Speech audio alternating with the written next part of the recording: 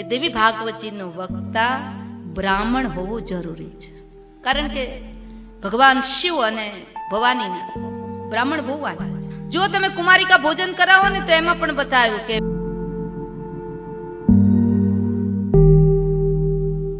કે દેવી ભાગવતજીનો વક્તા બ્રાહ્મણ હોવો જરૂરી છે.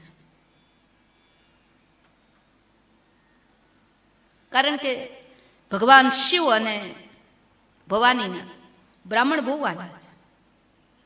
જો તમે કુમારિકા ભોજન કરાવો ને તો એમાં પણ બતાવ્યું કે 2 થી 10 વર્ષની દીકરીઓ, પણ જો એમાં બ્રાહ્મણની દીકરીઓ મળે તો અતિ ઉત્તમ વાત છે.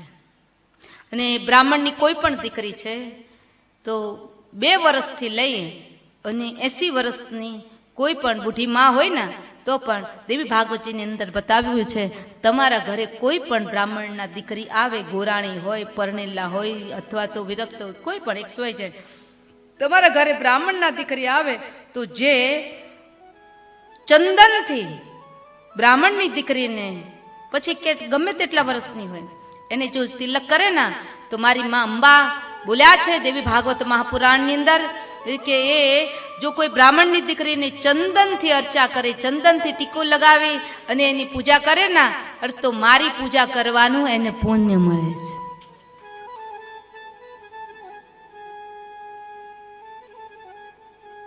આનાથી વિશેષ પણ બ્રાહ્મણની દીકરી ન મળે તો 4 વર્ણની અંદર કોઈ પણ દીકરીની પૂજા કરવાની અહીંયા છુટ્ટી બતાવી છે. જે વર્ણની દીકરીની તમે પૂજા કરશો એ પ્રમાણે તમને ફળની પ્રાપ્તિ થશે. બ્રાહ્મણ કન્યાનું પૂજન કરવાથી 2 થી 10 વર્ષની દીકરી ગોરણી એને જ કહેવાય. બાકી તો ઘણી બહેનો સાડીનો છેડો સરખો કરતા કરતા કે આ તો ગોયણી થયા હતા, તો કે ક્યાં થયા હતા અને હોય 50 વર્ષ ન પાછા, તો કે આજ ભાઈને ઘરે રાંદલ તેડાતા તે ગયા હતા. હા, બેનું દીકરીઓ જાય પણ ગોરણી તરીકે મહાપૂજા તો 2 થી 10 વર્ષની દીકરીનું જ એનું યજન થઈ શકે. બાકી 10 વર્ષથી ઉપરની દીકરી એલાવ નથી. એ રીતના કોઈ પણ તમે જો ભાઈઓને ત્યાં કોઈ પણ જગ્યાએ રાંદલના લોટા તેડ્યા હોય, કોઈ પણ જગ્યાએ એ દીકરીઓ બેનો દીકરીઓ જાય એનો વાંધો નહીં, ભોજન કરાવજો, દક્ષિણા આપજો, પણ પૂજન તો 2 થી 10 વર્ષની દીકરીનું થાય. અને જો કદાચ આ 50 વર્ષની 30 વર્ષની આ બધી બહેનોને ગોરણી માની જો એને પૂજન કરે તો એ ગોરણી પૂજન નથી, એ ઢગી પૂજન છે. આવડી મોટી ગોરણી હોય, હટી કટી 5 હાથ પૂરે, એ જગદંબાનું દરેક નારી છે, જગદંબાનું સ્વરૂપ છે. પણ પૂજા તો 2 થી 10 વર્ષની દીકરીની જ થાય. બ્રાહ્મણની દીકરીનું પૂજન કરવાથી વિદ્યાની પ્રાપ્તિ થાય.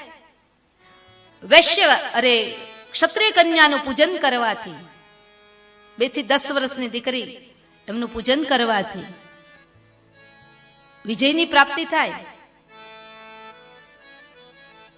વૈશ્ય કન્યાનું પૂજન કરવાથી ધનની પ્રાપ્તિ થાય. શૂદ્ર કન્યા એનું પૂજન કરવાથી તમારા ઘર આંગણે એને જમાડો, એનું પૂજન કરો, માં ભગવતીનું સ્વરૂપ માની જો એની પૂજા કરવામાં આવે તો શેની પ્રાપ્તિ થાય? દેવી પુરાણની અંદર બતાવવામાં આવ્યું કે તમારો ગ્રસ્ત આશ્રમને જો 10 વર્ષ થયા હોય, તમારે ઘરે પારણું ન બંધાતું હોય તો શૂદ્ર કન્યાનું પૂજન અર્ચન કરવાથી, એને સંતુષ્ટ કરવાથી, એની પૂજા કરવાથી, ઘર આંગણે જમાડવાથી, અંબાનું સ્વરૂપ માની ને એનું યજન કરવાથી, એની અર્ચા કરવાથી તમારે ઘરે પારણું બંધાય.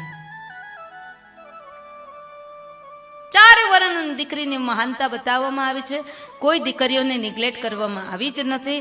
એટલે દીકરીઓની પૂજા કરો તો 2 થી 10 વર્ષની, વારંવાર કહું છું. પણ હવે આ જાગૃતિ ક્યારે આવશે?